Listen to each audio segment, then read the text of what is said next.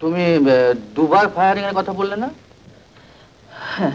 I witness হিসেবে নকুল ভাই কোর্টে দাঁড়িয়ে যে কথা বলে গেল তাতে তোমার মনে হয় না যে আমি বেকসুর কৌশিককে খালাস করে আনতে পারবো? যদি আমার পরামর্শ শোনো সুজাতা, তাহলে আমি বলবো যে সমস্ত ঘটনাটা তোমার আগাগোড়া স্বীকার করে নেওয়াই উচিত।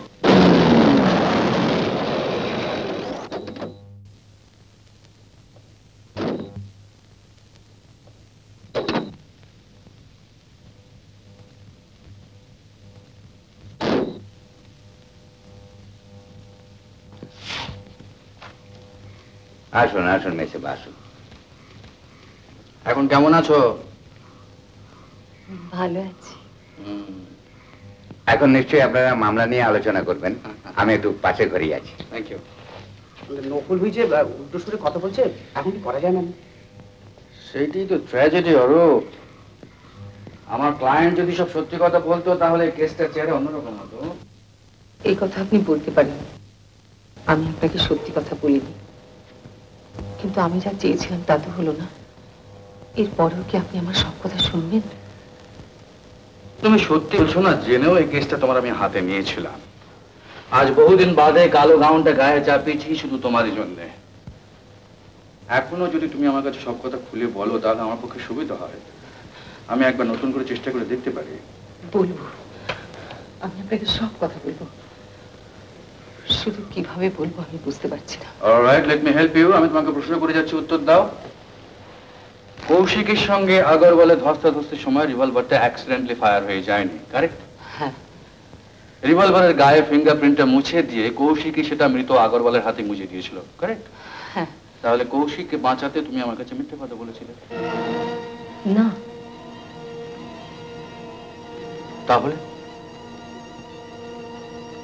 আমাকে বাঁচাবার জন্য কৌশিকই মিথ্যে স্টেটমেন্ট দিয়েছিল।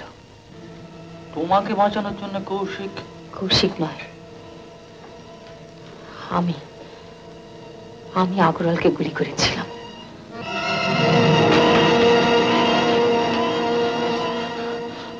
মানসিক করো না, নাবিয়ে রাখো।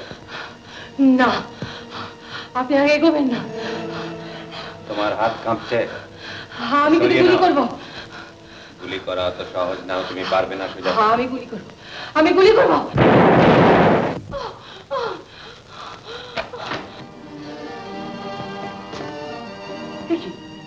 কি করলেন আপনি? একেবারে এগোবেন না, আমি কিন্তু আপনাকে গুলি করবো।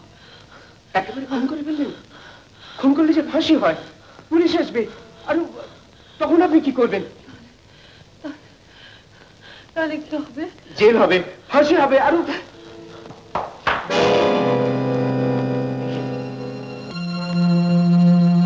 কি করে হলো? কে করলে? সুজাতা দেবী। সুজাতা? আমি খুব করে বেঁচে করছি, তুমি বিশ্বাস করো, আমি নিজেকে বাঁচাতে গিয়ে আমি খুন করে ফেলেছি, আমি খুন করে ফেলেছি।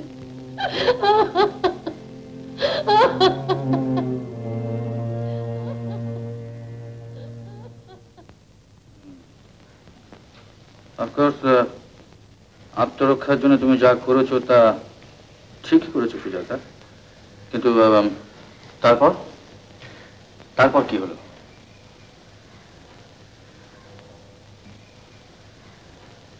কৌশিক আমার কাছ থেকে সব শুনে বললে, পুলিশের কাছে সত্যি কথা বললে হয়তো তারা বিশ্বাস করতে চাইবে না।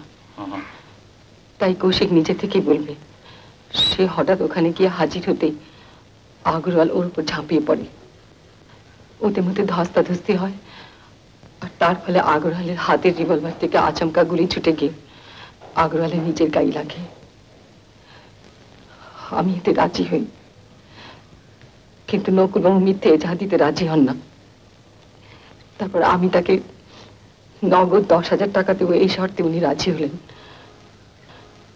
তারপর কাদের থানায় গেল। এরপরটা আপনি সবই জানেন। তুমি দুবার ফায়ারিং এর কথা বললে না? হ্যাঁ, দুবার গুলির আওয়াজ আমি নিজের কানে শুনেছি। আগরওয়ালের ডেড বডিতে কিন্তু একটা গুলির চিহ্ন পাওয়া গেছে।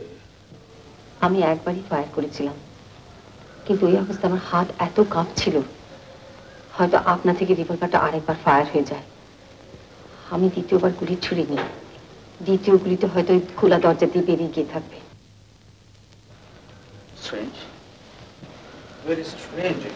আমি বলছি না বাবু, এই ব্যাপারে কিন্তু আমাদের নতুন করে ভাবা দরকার। এখন কথাটা কি জানো আরো, আই উইটনেস হিসেবে নকুল হয়ে কোর্টে দাঁড়িয়ে যে কথা বলে গেল, তাতে তোমার মনে হয় না যে আমি বেকসুর কৌশিককে খালাস করে আনতে পারবো? এদিকে আগরওয়াল মারা যাওয়ার পরে কাদের আলী উধাও, সে যে কোথায় কি করছে কেউ জানে না। এখন প্রশ্ন হলো যে প্রসিকিউশন যদি তাকে লুকিয়ে রেখে তালিম দিয়ে কোর্টে দাঁড় করিয়ে বলায় যে নকুল হয়ে যে কথা বলে গেল সব সত্যি, তাহলে তো কোনো কথাই নেই, কৌশিককে আমরা কোনো মতেই বাঁচাতে পারছি না।